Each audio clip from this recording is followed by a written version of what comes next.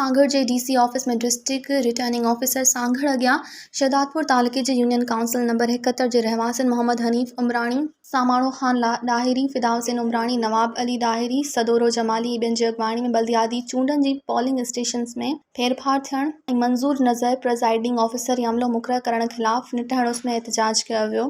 नारेबाज़ी कई वई। उन मौक़े ते अॻवाननि दाहींदे जो त सिंध हुकूमत बल्दियाती इलेक्शन शिकस्त खे ॾिसी बौखलाइजी वई आहे। इहो ई आहे जो शहदादपुर तालुके में असांजे यूनियन काउंसिल नंबर 71 समेत पूरे तालुके में डिस्ट्रिक्ट रिटर्निंग ऑफिसर सांगड़ ऐं आरओ शहदादपुर हुक्मराननि जे सियासी वंगार वहंदे पोलिंग स्टेशन में फेरफार करे पोलिंग स्टेशन्स तब्दील करे वरी आबादी वारनि ॻोठनि मां ख़त्म करे परे वारनि इलाइक़नि जे ज़ुबू हाल स्कूलनि में क़ाइमु कयूं वयूं। इन्हनि मां केतिरनि ई पोलिंग स्टेशन्स ते का बि सहूलियत मुयसरु नाहे। डिघे सफ़र सबबि वोटरनि खे सख़्तु ॾुखियाई मुश्किलातुनि खे मुंहुं ॾियणो पवंदो, जेका वोटरनि सां सरासर नाइंसाफ़ी आहे। जो एहतजाज आहे जेके 85 खां वठी जिन जिन ॻोठनि मंझि पोलिंगूं थींदियूं पियूं अचनि उन पोलिंगुनि खे चेंज करे पंहिंजी मनपसंदि जायुनि ते रखियो वियो आहे त जीअं असां बाक़ाइदा पंहिंजे तरीक़े सां धांधली करे सघूं।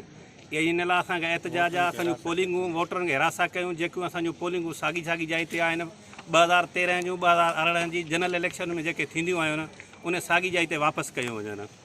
उन खां पोइ असां जेके बि असांजा GDA जा वोटर हुआ उन वोटरनि खे दरबदर कयो अथनि किथां कंहिंजो किथे वोट दाख़िल हो कंहिंजो किथे मोकिले छॾियो अथनि।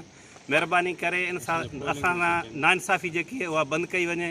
UC 71 जूं जेके बि पोलिंगूं चेंज कयूं आहिनि उहे पोलिंगूं पंहिंजी 13 ऐं 18 वारी जायुनि ते वापसि कयूं आहिनि। एहतजाज आहे इलेक्शन जे बारे में।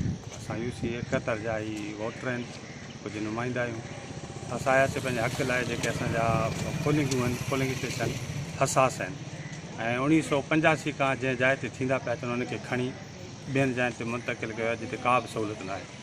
ज़बून बिल्डिंग आहिनि ऐं इमारत ज़बून आहे, पाणी जो सहूलियत न आहे, बिजली जो सहूलियत न आहे ऐं वोटरनि खां खणी माना ॿिए हंधि जिते को बि वोट न आहे उन जाइ ते रखियो वियो आहे जिते पूरो वोटरनि खे हिरासा कयो थो वञे।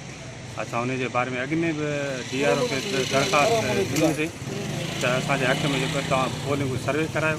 पैनल हमारा खड़ा है UC 71 से। वहाँ इंतज़ामिया ने हमें तकरीबन 1.5 महीने से परेशान कर रखा है। PP के उम्मीदवारों ने हमें परेशान करके रखा है। कभी फार्म किसी के रद्द करवाना, किसी के पोलिंग चेंज करवाना, हमारे वोटरों को हिरासा करवाना, किसी ज़ोर ज़बरदस्ती किसी उम्मीदवार को अगवा करना। इंतज़ामिया उनके साथ बिल्कुल मिली हुई है। अगर इस तरह इलेक्शन चाहते हो तो फिर आप इलेक्शन का ऐलान ही नहीं करते। सिंध गवर्नमेंट इलेक्शन का ऐलान ही नहीं करती। मज़ीद ख़बरनि ऐं तफ़सीलात लाइ विज़िट कयो असांजी वेबसाइट www.awamiNewsHD.com ऐं ॾिसंदा रहो अवामी न्यूज़ HD।